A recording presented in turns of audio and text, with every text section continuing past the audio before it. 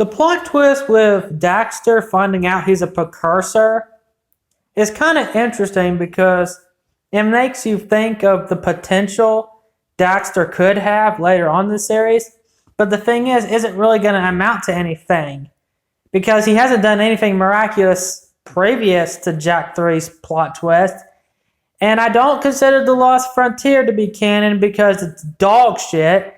But when it comes to Daxter being a precursor, would he be capable of miraculous things? Because if you think about it, he might not actually be capable of miraculous things, even by those standards, because they still had to use like some type of scepter and equipment to do what they have to do. But it does make you wonder if he could use a scepter and develop some type of possibilities with him. But all in all, it's a pretty cool plot twist.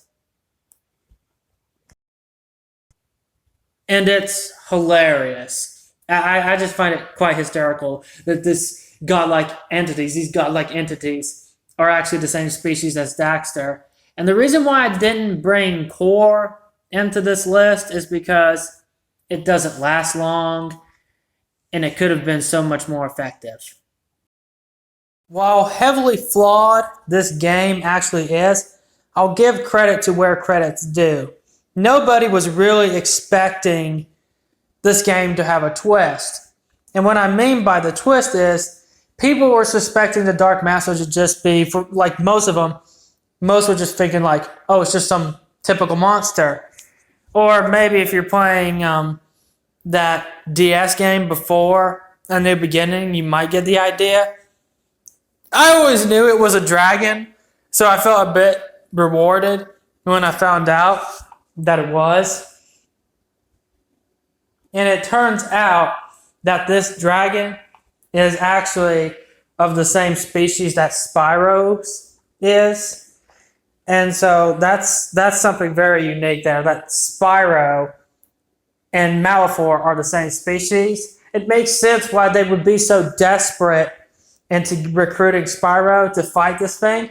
But the thing is, though, what makes it stressful is that Spyro is leagues under in terms of experience in comparison to Malefor. Malefor may be out of shade, but he's leagues under. He's still leagues under. And when it comes to Spyro and Cinder facing him, it had to be done in an MLVFG matchup. So with that being said, I'm just glad that they pulled off a twist like that, because people were like expecting nothing special. It turns out it's actually kind of special in terms of like, who is this dragon? Could he be Spyro? Is he Spyro's son? Is he connected to this? Is he connected to the original series? Did he like kill them all? What happens? Just makes you think, that's all. Or makes you think for a bit.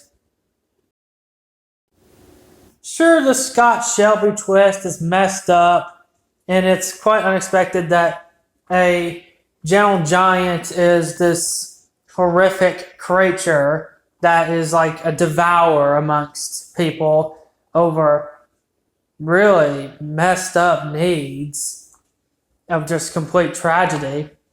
But what I find a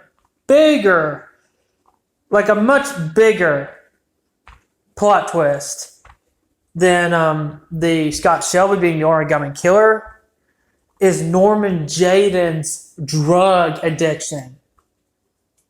Alright. You'd think that he'd be the sanest, most mentally stable one of them all.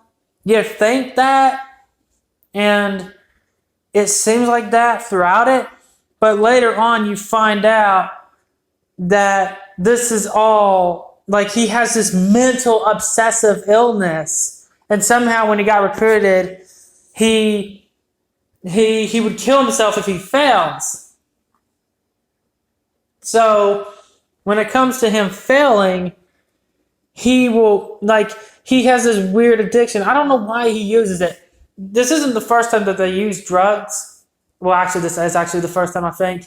But this isn't the only time. They did this in Detroit Becoming Human, where there's just like this red ice thing. It's a lot like that with Norman Jayden. And I think these guys really do a really interesting job in terms of like cop, policeman, chemistry. I liked it with him and Blake. I think that's his name. And I liked the chemistry of the two characters in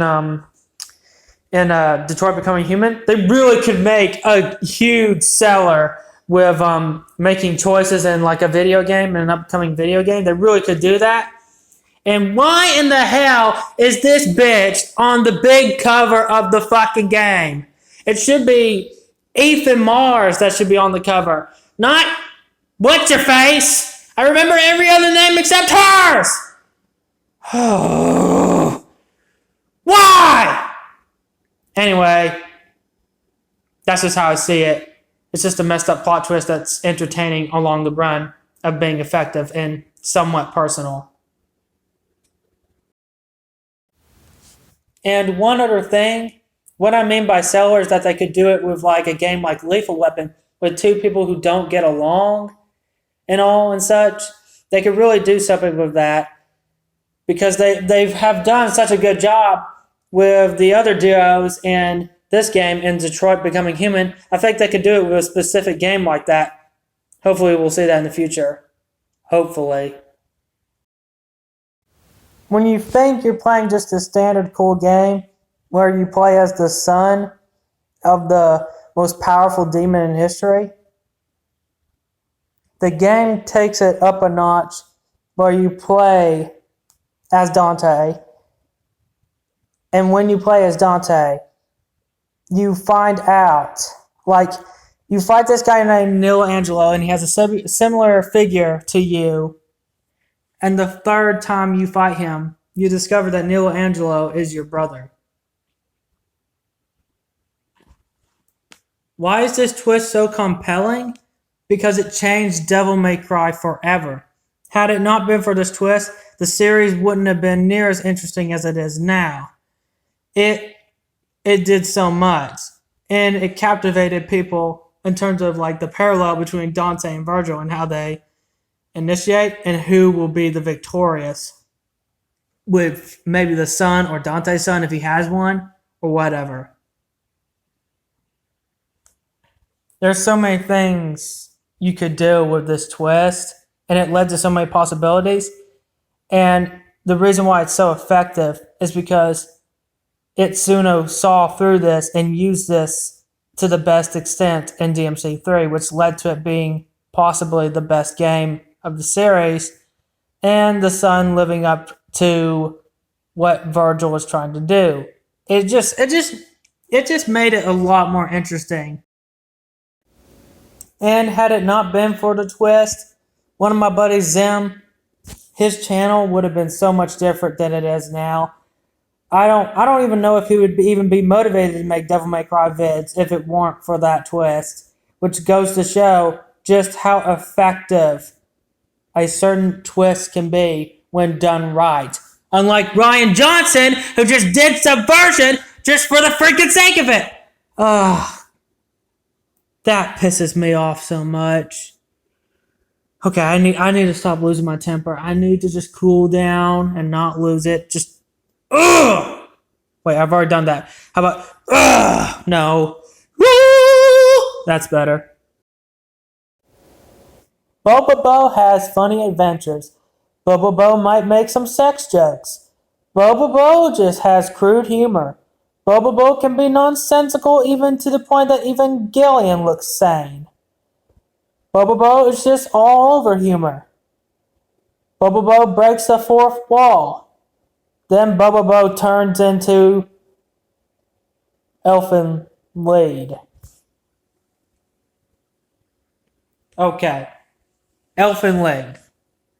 What in the world? Like, this game was just funny with crude humor consistently the whole time until the very end.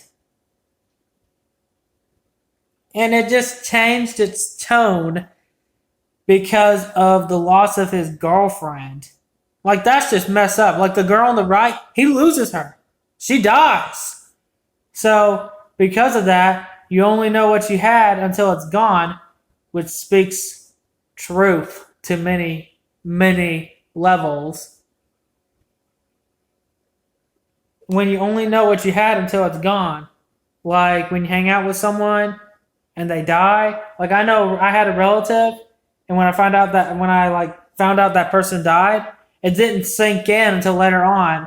I didn't feel sad until like a day or two later because it was a lot for me to process. So there's an interesting meaning about when you get all of this and you don't realize just how good it is. When you finally lose it, it does speak volumes to what a tragedy is, which shows that this plot twist is very effectful. Don't know for sure if there's a sequel to this. I heard there was, but I don't know how they would continue this because that was such an effective ending, and I don't get why I said effectful, but it's an effective ending nonetheless. They succeeded in creating one of the greatest plot twists in all of cinema, and they did it in video games as well. Star Wars Knights of the Old Republic plot twist is iconic in its plot twist just as much as Vader telling Luke, I am your father. The twist just holds the staple in terms of like basic, iconic, personal, self-inflicting plot twists. And what makes this so captivating in terms of a plot twist is how vague it is and how they got away with it. Because how I think they got away with it and how they managed to do it better, a million times better than how Abrams and Ryan did it with their own plot twist. Or did their own plot twist. Whatever. But back to what I'm saying, the plot twist and how they handled it with Knights of the Old Republic, you didn't really know what to expect with a video game. You thought it was just going to be just like, oh, whatever, and there wasn't any blogs to make anything. But if they were going to do like a prequel of 3 movies with episode 1, like I remember watching this fan film of how they tried to illustrate it with episode 2, given the plot twist. People, and they did in like YouTube times, like from like 2008 and so on, people would make blogs and reveal the truth. But since this is one game and not many people had much expectations over it, it all had to happen at one time when it was first released. So no one could really be peculiar that much about it. And a lot of things were pretty vague in a way, kind of, until like the end, which changed everything in how you viewed the character of what you played. So that's how they got away with it with their twist. They did it with one game. And they did it in a time where YouTube wasn't really that popular to make theories, even though there's a lot of things on what the internet could do. I think YouTube kept cranking it up in terms of knowing plot twists, but that's just me. Take a look at the Snoke vids. It's crazy. It's just out of insanity. That's just how it goes. There's a shit ton of them. A shit ton. A fucking shit ton. But I shouldn't lose my temper. It's just like, damn, so many Snoke theories.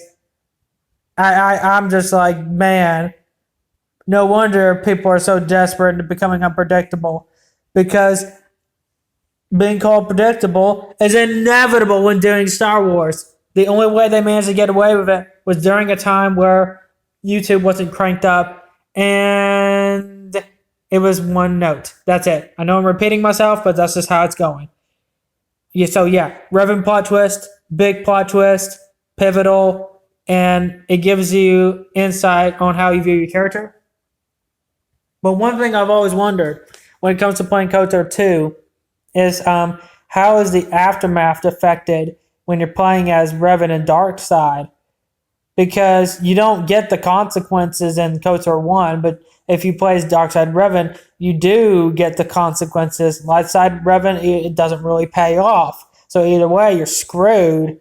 But it makes me wonder if you be Darkseid Revan, just goes to show that no matter how many times you become Revan, how strong you become, you will get screwed over by one Sith or another. It doesn't matter if it's Malak. You will get run over by a Sith, no matter how weak or how strong, or by an ambush like a cow. This plot twist was complicated in its own right, because I don't know for sure why Shepard did it. Why Shepard portrayed Ghost like that. Why he made Makarov so freaking dangerous. It puzzles me even more than Sensei. With Uber Ikari, making me wonder if Uber Ikari is saying the right thing about Sensei, but that's another story. Like, Shepard. Here's the thing about Shepard. He's doing it for some type of publicity, and he's going to try to pull off the biggest lie any other liar's ever pulled for publicity to motivate the masses in America. It's crazy. It's all because people died. Over 30,000 people died in like less than a second, like that. And he didn't think the American citizens were giving much attention to it. They just watched. So in order to give that sense of motivation, he had to get America attacked again to do that. But when doing this, he's making Makarov more powerful. And because of Makarov becoming more powerful, we had a lot of casualties, and it nearly sent America to destruction. He thought America would prevail, but what little did he know is that he was making Makarov so strong that Makarov was actually very close to destroying America.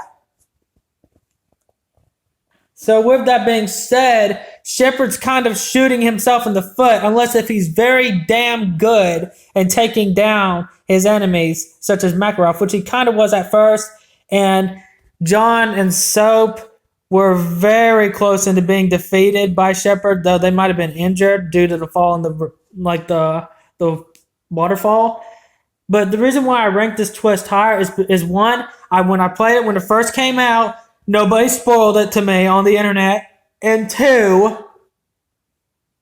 this plot twist is so much more complicated. The plot twist in KOTOR 1 is more dependable on you, but here it's just complicated, and it makes you think on why he's doing this. Is it really because American citizens are freaking lazy, which they are, in ignoring how governments operate, such as conspiracy theories, trying to prove it, and trying to get them to stand up against freaky politicians. But, so yeah, that's just how it goes. But, and I'm saying that again, he might have a point. American citizens are just lazy. So, he might be on something. Who knows? Family plot twists are a real bitch when you really analyze it. Or when you really pay attention to it, because like Empire Strikes Back or the plot twist in Book 3 of Avatar The Last Airbender, I did not see those coming. Well, I did see Empire Strikes Back coming because it was revealed all the time. Thanks to Toy Story 2. I still enjoy Toy Story 2, but what the hell. But back to what I'm saying about family plot twist and the fear duology. Okay. When it comes to the fear duology, I do not count the trilogy because even though it has a gruesome ending with Fettel, it's dependable, and the game just sucks. It just sucks. It should have been some other game, honestly. But back to what I'm saying about the fear duology. When it comes to with the characters you play as, you think you're gonna play as just standard, typical first-person characters, going in for adventures, probably getting some hits in there. You think it's just gonna be like that with these two guys. Nope, not really, because when it comes to Point Man, that's really his name, you find out that this creepy thing that hunts down and kills you, which she might have been suppressed because of the bonus mission and in Fear 1, because even if you run 50 to 100 feet away from her, you will still die. So when it comes to Fear 1's ending, you find out that you come out of the hole of this creepy, freaky thing. Okay, that's just disturbing to think of. That is really, really disturbing. And you find out the villain that you were sent out to hunt down is your brother. And you find out that girl that you were around with, that blonde girl, is your aunt. And it makes me wonder how the conception happened, because nobody knows who the real biological father is. And heaven forbid it be Harlan Wade. Heaven forbid it be Lot's story from Sodom and Gomorrah. No! But, back to what I'm saying. Yeah, Fear 1's plot twist. You think that you're just some standard first-person character until the end. You find out that you're connected to a bigger part of the story than you realize. When it comes to how plot twists are personal or being effective, it works with it being personal. Fear 2's plot twist made it personal. Even though that Fear 1's plot twist is more about the past, Fear 2's plot twist is more about the future. By looking at the poster alone of what I saw, I was like, holy shit! That creepy looking girl character looks like she's gonna rape the main character because he looks so inferior in comparison. Unlike the poster. And it turns out she actually does. I've had so much nightmares looking at this poster of not even playing the game. I had to go through a lot of desensitization to not be afraid of these things. Like when it comes to like Jerry, like this was on Jerry from Digimon Tamer's shock, like surprise bitch type of level, panic, trigger alarm. I was definitely in a panic where I just couldn't stand looking at it. I had to like hide, like, no, fuck that. I'm not looking at that. And when it comes to the plot twist at the end of Fear 2, again, you feel as if you're just some standard first-person shooter character going in with some thrills and ride.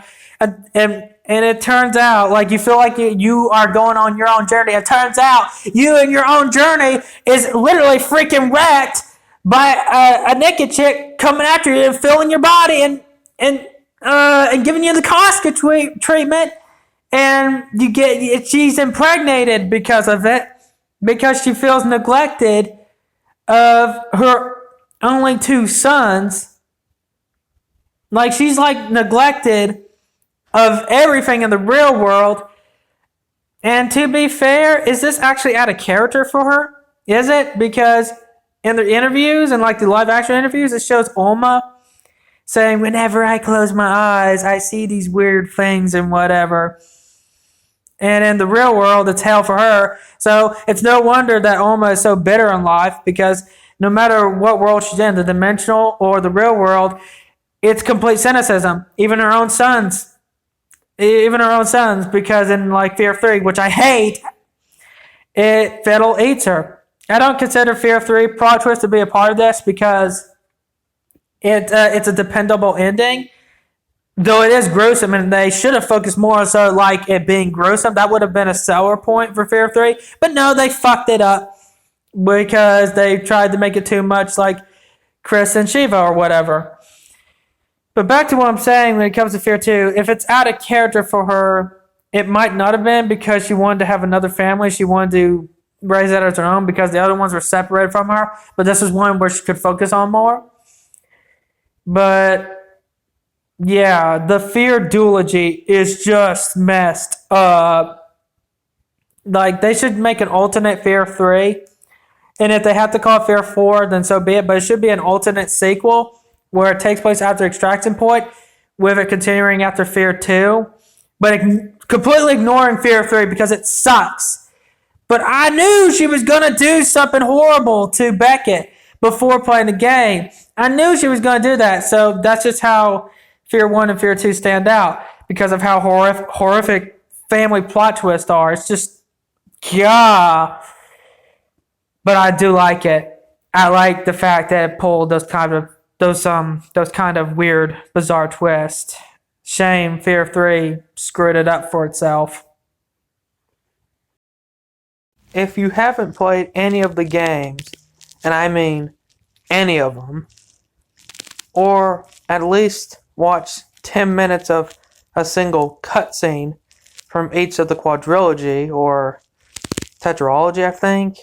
That might be 6 or 5, I don't know. If you haven't even seen that, if you have not seen that, you obviously don't realize that these games are full, and I mean, like, full plot twists. Dadgummit, I'm repeating myself again, but back to what I'm saying. There are so many twists and turns, things you don't know about this series. So many things. That's basically what Metal Gear Solid is. But it's The Last Jedi done with justice, or done right. Unlike Rian Johnson, who just did it for the sake of it, at least with this writer, he's trying to make it all fit together. Rian Johnson just subverts it and doesn't even work with the predictability of it worth a damn. He just screws over the payoff. However, with the writer with this one, I'm forgetting his name, but he does try to work with a lot of it with the prequel. Like, he made an entire prequel off of it, off of one of some of the twists in Metal Gear Solid 1, and he tries his best to work with the predictability and add some things you didn't know. And I mean a lot of things you didn't know. This should have been number 1, but the reason why this isn't number 1 on the list is because even though that this game has so many twists in its series, and quite possibly the biggest number of twists in a series ever, period, or one of the biggest, number 1 I just thought was very underrated and underlooked due to how crazy its twist is and how I just did not see it coming, despite the fact that the foreshadowings are quite obvious, and somehow I still didn't see it coming. Maybe it's because I will get to it later, but this game is very close to being number 1. It's just that number 1, I just think, needs more recognition. That's all. And number 1 is Call of Cthulhu: Dark Corners of the Earth. The reason why this plot twist is number 1 is due to how crazy it actually is. I never thought he was actually a Yith of some sort. I don't remember why they did it. I think they were in peril of some type of enemy coming after them. But it's so crazy to think that this character whom you were playing, you think he was just human the whole time, and he thought that too. And when he found out who he was, he could not grasp the reality. It's why you've been having so many paranoias of seeing something horrific, and why you kill yourself if you keep staring at it. And this one was just too much for what he could handle. So the suicide was also foreshadowed in the game. And because of all this crazy things happening, for some reason, I don't remember why they did it, but for some reason the Yith had to leave, and they needed him to go into a different body. And with that being said, he had to. You think he's just a human like us, and there's actually foreshadowings on who he actually is. But the thing is, somehow the Yith have this telepathic or psychedelic or whatever ability to do this, and he's able to go into another body. Like, he's able to go in a human body by birth, by conception. It's so bizarre, so weird how he managed to get into a different body. But that's just how it happens. It turns out he was originally not human, but he became human. It's so bizarre, but that's just how it goes. Best plot twist ever, or just craziest plot twist ever. You think he's human, but he's actually not, and he can't handle it.